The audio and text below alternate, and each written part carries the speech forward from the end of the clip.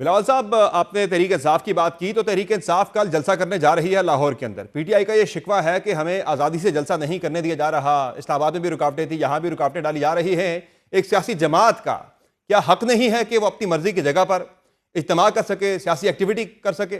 जमहूरी अंदाज से वो एहतजाज करे, वो प्रोटेस्ट करे। आपको याद होगा पीटीआई के दौर में हमने तो बेतहाशा जलसे किए, लेकिन किसी एक जलसा का पीटीआई ने हमें इजाजत नहीं दी, ना उनका एडमिनिस्ट्रेशन ने।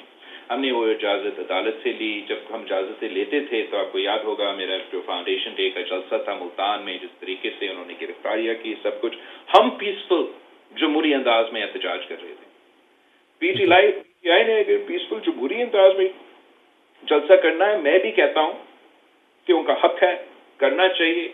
बिला वजह रुकावटें नहीं डालना चाहिए, बिला वजह इनको दिन के वो टीवी पे इतना शोर मचाने के मौका नहीं देना चाहिए। लेकिन अगर इनका इरादा है कि वो कहीं हमला करे जैसे इन्होंने किया है माजी में, जो कि इनका रिकॉर्ड है 2014 से लेके आज तक, इनका रिकॉर्ड है कि ये जलसा का नाम लेते हैं, करते कुछ और है।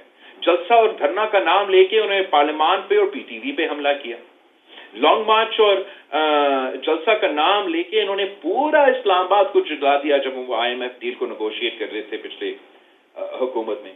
तो अब ये जिम्मेदारी पंजाब हुकूमत की होगी कि वो फैसला करे कि ये जो जलसा होने जा रहे हैं, अगर ये जमहूरी अंदाज में जलसा ही हो रहा है। सर फाइनली केपी में गवर्नर राज का कोई ऐसा ऑप्शन तो जेर गौर नहीं है जो हालात अगर वहां पे खराब होते हैं? अगर वैसे तो असूली तौर पे पाकिस्तान पीपल्स पार्टी हमेशा इसको एक as an action of last resort समझते हैं, और आज भी एक as an action of last resort समझेंगे। और सर आप बीइंग इत्तेहादी नून लीग की हुकूमत की कारकर्दगी से खुश है सर? पंजाब के अंदर भी, सेंटर के अंदर भी, और पंजाब में आपको लूप में लिया जा रहा?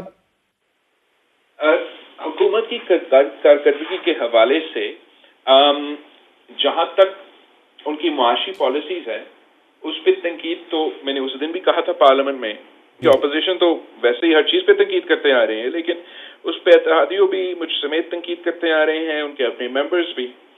लेकिन आजकल जो उनके अपने फिगर्स दिखा रहे हैं कि आखिरकार हुकूमत की पॉलिसीज की वजह से, पिछली हुकूमत की पॉलिसीज की वजह से, इस हुकूमत की पॉलिसीज की वजह से, वजीर आजम की ये सियासत को कुर्बान करना और मईशत को बचाना की मौक़िफ़ की वजह से, अगर inflation has come to single digits even before than expected, तो इस बात का मैं तारीफ भी करता हूँ और मैं समझता हूँ हम सबको करना चाहिए। इमरान खान साहब का सियासी मुस्तकबिल क्या देख रहे हैं बिलावल साहब आप? जब तक ये हुकूमत है जेल में ही देख रहे हैं उन्हें? डिफेंस के खान साहब ने सियासत करना है या नहीं, अभी तक तो मैं वो सियासत नहीं देख रहा हूँ। उसने बगावत कभी करना है किसी एक इदारे के खिलाफ, किसी दूसरे इदारे के खिलाफ। उसने हाल ही में एक ट्वीट निकाल दिया जिसका मुझे आज तक कोई जस्टिफिकेशन या जवाब नहीं मिला कि क्या उसने ट्वीट किया या नहीं। चाहे उसने कंटेम्प्ट ऑफ कोर्ट किया हमारा एक अदारा के चीफ जस्टिस के खिलाफ और चीफ अवामी स्टाफ के खिलाफ, बतौर खान साहब की अपना मौक़िफ़ जो वज़ीर आज़म था कि आपको इल्ज़ाम लगाने से पहले सबूत पेश करना चाहिए। एंड इस मौके पे, जिस मौके पे ये ट्वीट आया, मैं इतना एम्फेसाइज नहीं कर सकता। मैंने भी उस दिन भी कहा था पीटीआई वालों को कि इतना मुश्किल से हमने एक सियासी स्पेस बनाया जिससे हम इन पीटीआई वालों को कमेटी में बैठा रहे थे और उनसे इनपुट भी ले रहे थे, मगर अगर उस दौरान इस किस्म का बयान आएगा तो वो स्पेस भी ना सिर्फ बंद हो जाएगा मगर शायद वो मोटिवेट करेंगे हुकूमत को कि अब वो मजीद जल्दी के साथ और उनके इनपुट के बगैर ये कानून साजी और आइन साजी की तरफ बढ़े। बहुत शुक्रिया बिलावल भुट्टो ज़रदारी साहब, आपने प्रोग्राम में कीमती वक्त के। नाज़रीन आप गुफ्तगू सुन रहे थे चेयरमैन पाकिस्तान पीपल्स पार्टी बिलावल भुट्टो ज़रदारी के, जिनका कहना है कि COD के मुताबिक यानी मिसाक जमहूरियत के मुताबिक ही, उसी विजन के मुताबिक एक आइनी अदालत कायम की जाएगी और इस हवाले से आइनी तरमीम जल्द पार्लियामेंट में पेश कर दी जाएगी।